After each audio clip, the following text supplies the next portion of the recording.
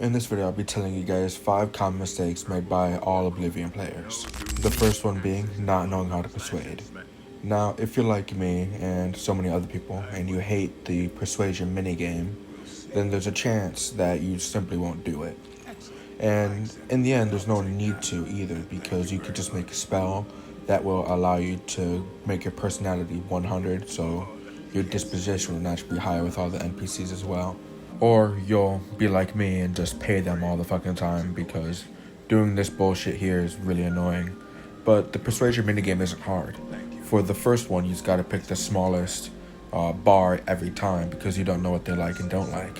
And after that, you just gotta pick what they like the most in that moment over what they hate the most. It's fairly simple, it's very easy to do, but it takes time and it's not fun at all. But if you want to save on gold, this would be the easiest way to do it. The next mistake people often make, especially now with Oblivion Remastered and all the glitches and exploits and bugs it still has, is exploiting your character level. And I don't mean like leveling up your destruction, alchemy, and all that other shit to level 100 pretty quickly. I'm talking about your actual character level. Because the enemies scale with your character level, along with the types of enemies you'll encounter.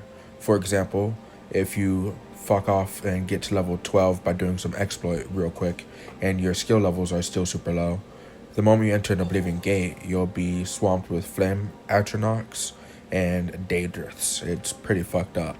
You'll get your ass handed to you very quickly, so it's better to just play the game normally, and you'll have a much easier and more fun time. The next mistake often made is not doing any guilds. In Oblivion, to get into the guilds, you obviously have to do a couple quests. Getting into the Mages Guild is much harder than in Skyrim, along with the Dark Brotherhood and Thieves Guild. The Fighters Guild, which doesn't exist in Skyrim, is really easy to enter, but every guild has a quest line which are usually fun and offer many rewards. So there's no point in not doing a single guild at all, but some people still avoid them, whether because they don't want to because of speedrunning, or because they don't know they exist, or forget. Because it doesn't exactly tell you straight up just to go to a guild. And the Thieves Guild is pretty hard to get into because most people probably won't go over and talk to a beggar and shit like that for no reason. The Assassin's Guild is easy because all you need to do is kill an innocent person, sleep, and then you'll be visited by the Black Brotherhood. And the Mages Guild, you just gotta do a shit ton of quests that some people just probably don't want to do. But there's no point in not joining a guild. Then the next mistake people sometimes make ties directly into this one. It's getting expelled from a guild. Unlike in Skyrim, Oblivion's guilds aren't as forgiving towards breaking their rules. In Oblivion, you can be expelled from the Thieves Guild, the Mages Guild, and the Fighters Guild. The Black Brotherhood you cannot be expelled from, which I think is pretty cool. But if you break the guild rules enough, after your 3rd transgression, you'll be permanently expelled and you cannot get back in.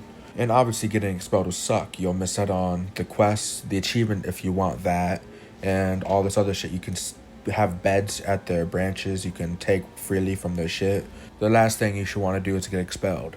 Every guild has rules, so when you join the guild, make sure you find out what those are. Otherwise, you might fuck up incidentally, and you definitely don't want that. Now, this next mistake might seem like I'm picking on some people, but I'm not. It's just really a bad move to pick the Tower Birth sign. Picking the Tower Birth sign is the worst thing you could possibly do at the start of the game, because it's immediately made redundant by getting the skeleton key if you want to play normally, or by duping a bunch of lockpicks if you don't mind doing duplication glitches. And the spell that you get once per day, the Warden spell that reflects 5% of all incoming damage for 120 seconds, you can make a spell that is easily 20 times better than that. So there's no point in this birth sign at all. And unlike Skyrim, where you go around and activate the totems to change your shit freely, the moment you lock in at the start of the game is the only time you can change your birth sign. You cannot go around and change everything later in the game. So if you pick Tower Birth sign, you're fucked. You immediately just started off at a fucking handicap. It's the saddest shit ever. So please don't pick the Tower Birth sign. I understand the desire to use the Tower Birth sign because the lockpicking in Oblivion is beyond atrocious. It's abysmal and utterly disastrous at best. Like, it fucking sucks. I hate it. But there's really no point in doing it because you got spells that unlock shit. You get the skeleton key. You can level up your lock picking super fucking quickly with just making a spell for that. There's no point in getting yourself the Tower Birth sign. I'm sorry. But other than that, I think that's about it. Hope you found this enjoyable, helpful. I don't know. Until next time. Subscribe to Sleepy Soul.